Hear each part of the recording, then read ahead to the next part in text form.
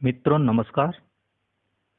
पिछली क्लास में हमने पढ़ा था कि फिगर ऑफ स्पीच किसे कहते हैं और फिगर ऑफ स्पीच हमारे जो रीड के सिलेबस में है वो कौन कौन से हैं। उसमें से दो हमने पढ़ लिए थे, अल्ट्रेशन और एजोनेस। आज हम आगे के जो फिगर ऑफ स्पीच है उनको पढ़ेंगे। आज का हमारा फिगर ऑफ स्पीच है पर्सोनिफिकेशन। पर्सोनिफिकेशन किसे कहते हैं, यानी कोई ऐसी वस्तु जो निर्जीव है उसको सजीव दिखाया जाए, वहां पर्सोनिफिकेशन होगा। यानी जो सजीव व्यक्ति या सजीव जो ह्यूमन है वो को जैसी क्रियाएं करता है वैसी क्रियाएं अगर किसी निर्जीव के साथ दिखाई जाए, नॉन लिविंग के साथ दिखाई जाए, तो वहां पर्सोनिफिकेशन होता है। ये रीट में आया हुआ क्वेश्चन है। इसमें पूछा गया है कि ये एक पोएम दे दी है, इस पोएम में किसको पर्सोनिफाइड किया गया है। तो इस तरह के क्वेश्चन रीट में आते हैं। अब पर्सोनिफिकेशन का मतलब मैंने पहले बता दिया था, कोई नॉन लिविंग ऑब्जेक्ट है उसको हम ह्यूमन की जो क्वालिटी है या ह्यूमन का जो एक्शन है वैसा हम उसको दिखाएंगे, तो वहां क्या होगा, पर्सोनिफिकेशन होगा।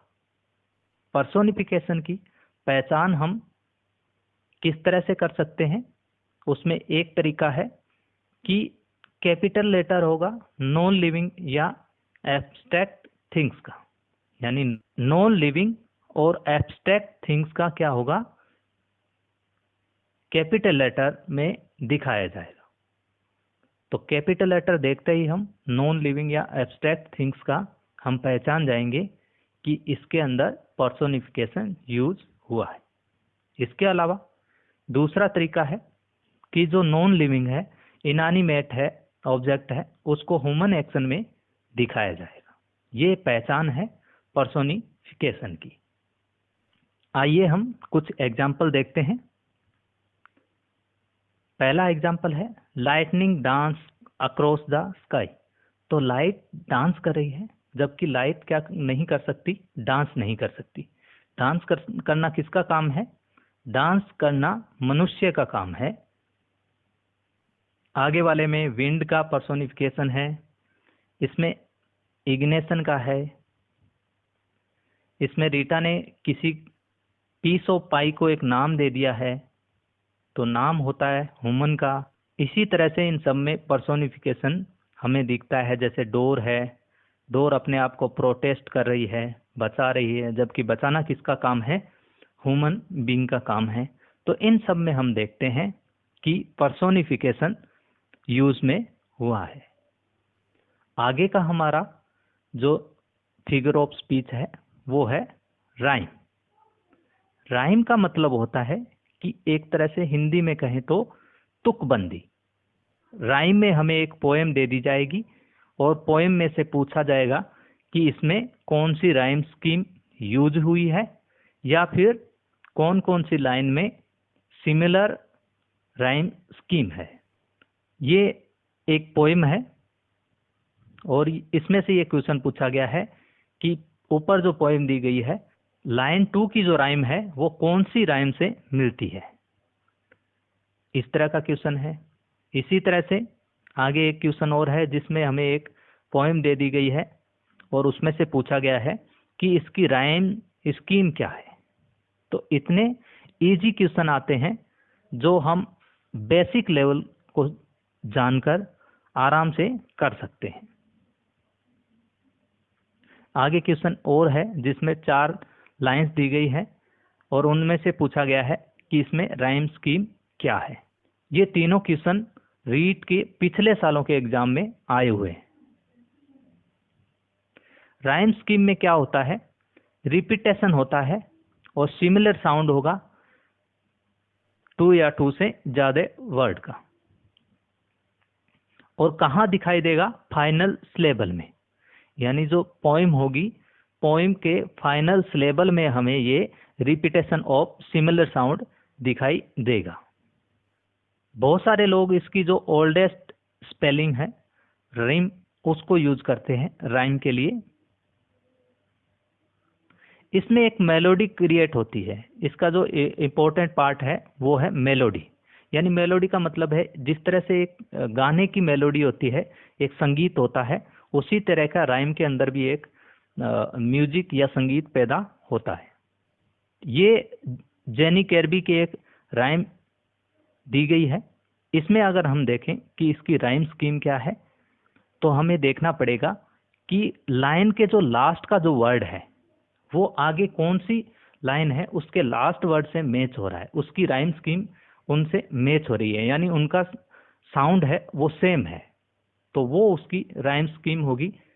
जैसे इसमें ग्रीन है, इसमें सीन है, तो इसको ए राइम स्कीम दे सकते हैं। आगे वाले में नेस्ट है, रेस्ट है, तो ऊपर वाली लाइन से ये नहीं मिल रहा है, तो इसमें बी देंगे। दोनों का सेम है तो बी।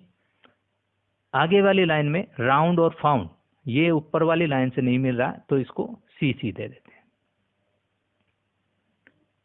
आगे वाली लाइन में आउट, अबाउट, तो ये भी ऊपर वाली लाइन से किसी से नहीं मिल रहा, तो इसको डी नाम देते हैं। आगे वाली लाइन में स्काई, हाई, तो इन दोनों का साउंड क्या है, सेम है। स्पेलिंग अलग अलग हो सकती है, लेकिन साउंड अगर सेम आ रहा है तो वहां सेम राइम स्कीम होगी। तो इनको ऊपर वाली लाइन से ये मैच नहीं कर रहा है, तो इसको ई नाम देंगे। इसी तरह से लास्ट की जो 2 लाइन्स है उसमें देखते हैं स्पोज, नोज, तो ये भी ऊपर वाली लाइन से नहीं मिल रहा है, तो इसको अलग से एक नाम दे देते हैं एफ। तो इस वाली जो पोएम है इसकी राइम स्कीम हो गई A B C D E F. तो इस तरह के क्वेश्चन हमारे आते हैं। आइए हम जो क्वेश्चन थे उनको सॉल्व करते हैं। ये हमें एक क्वेश्चन दिया गया है और इसमें एक पोएम दी गई है और उसमें से पूछा गया है कि इस पोएम में किसको पर्सोनिफाइड किया गया है। तो ऊपर वाली जो पोएम है इसमें हम देखते हैं तो ऑटोमन को क्या किया गया है, यहाँ पे पर्सोनिफाइड किया गया है, तो इसका आंसर क्या होगा, ऑटोमन होगा। नेक्स्ट वाला क्वेश्चन है, उसमें हमें एक पोएम दी गई है और उसमें से एक क्वेश्चन किया गया है कि जो लाइन 2 है उसकी जो राइम स्कीम है वो कौन सी लाइन से मिलती है।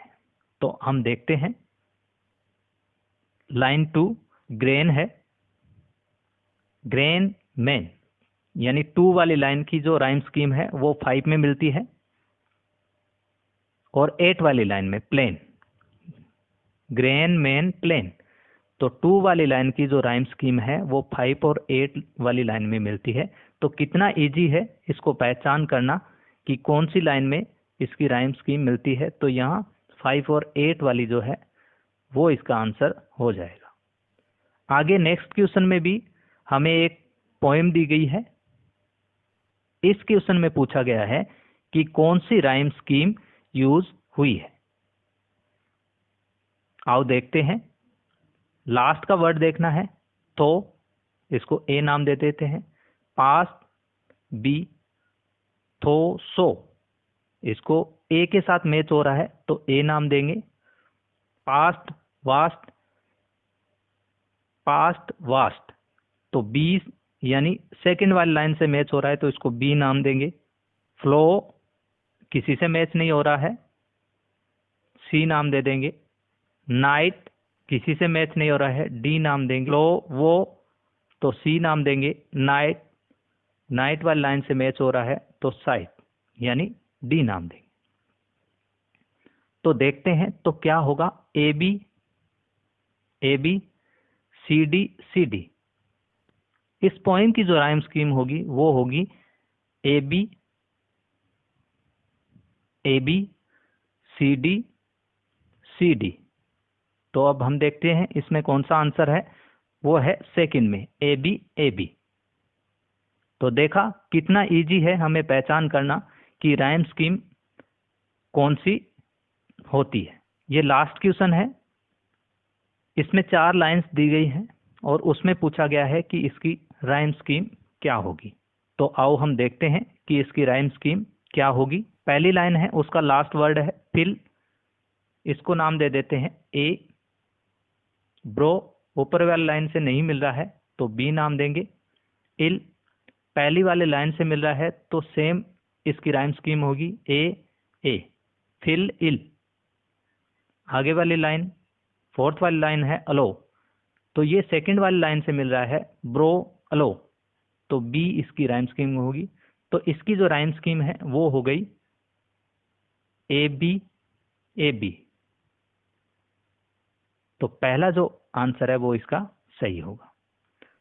दोस्तों आज हमने देखा पर्सोनिफिकेशन और राइम में किस तरह के क्वेश्चन आते हैं और कितनी लेवल तक हमें पढ़ना है। इसके अलावा बचे हुए जो फिगर्स स्पीच है वो हम नेक्स्ट क्लास में करेंगे। आप अपना सुझाव जरूर दीजिए कि आपको ये क्लास कैसी लगी। मिलते हैं आगे की नेक्स्ट क्लास के अंदर। धन्यवाद। जय हिंद, जय भारत।